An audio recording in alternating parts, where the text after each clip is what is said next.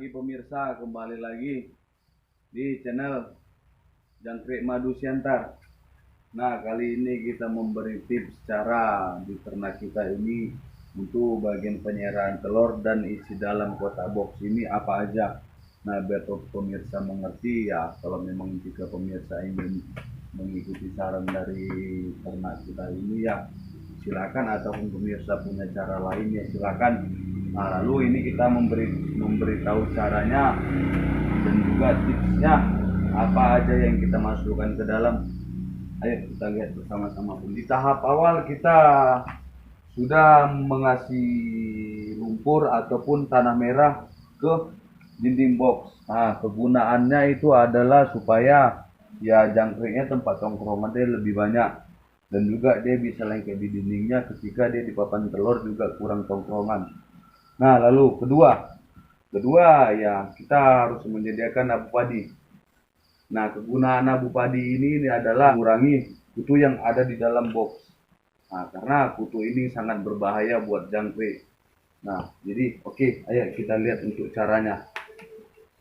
Nah, lalu kita taburin abu padinya sampai merata agar ke sudut box itu selalu kena dan kedapatan rata semua dalam box. Nah, seperti ini pemirsa. Oke. Lalu untuk tahap berikutnya kita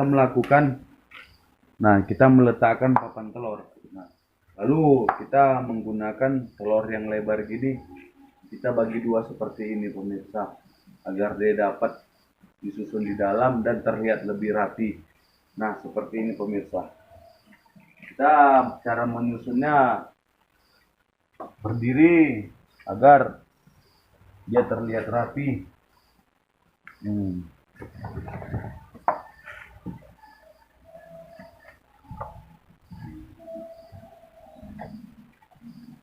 Buat pemirsa yang pemula bisa menggunakan seperti ini agar bisa dibilang ini untuk menghemat pembelian papan telur. Dan buat pemula pun yang modalnya hanya pas-pasan bisa menggunakan cara seperti ini. Dia dalam satu baris ini dia hanya membutuhkan 6 papan telur.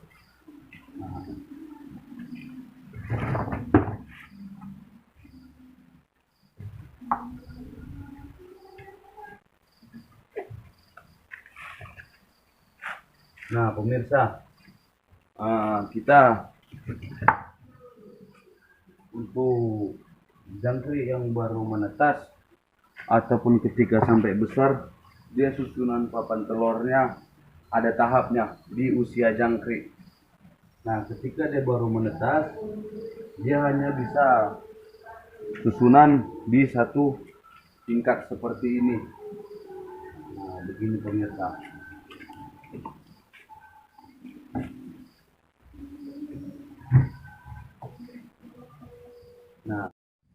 Nah, buat tahap berikutnya kita harus menyemprotnya terlebih dahulu agar papan telurnya lembab. Karena di jangkrik usia yang masih baru netas dan juga sampai panennya, dia butuh kelembapan dan dia butuh minum juga pemirsa. Nah, seperti ini pemirsa. Kenapa saya bilang dia harus disemprot terlebih dahulu? Agar telur yang mau kita serah itu ketika ada yang sudah menetas, dia tidak kena semprot dan tidak mati kena semprotan yang begitu deras seperti ini pemirsa. Nah, begini pemirsa. Oke, selesai. Tahap berikutnya kita menggunakan triplek.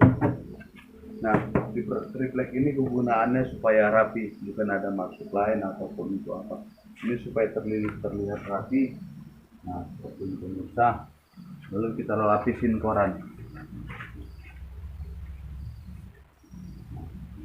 Lalu untuk tahap berikutnya kita segera menyerah telurnya pemirsa. Nah,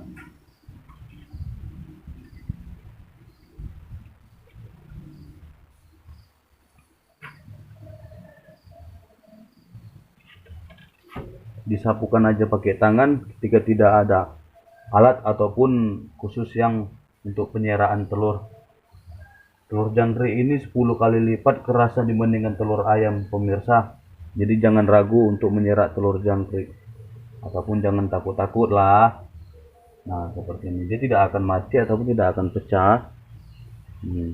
Nah, lalu tahap untuk berikutnya setelah dia sudah diserak, kita juga melembapi koran dan telur yang sudah kita serak.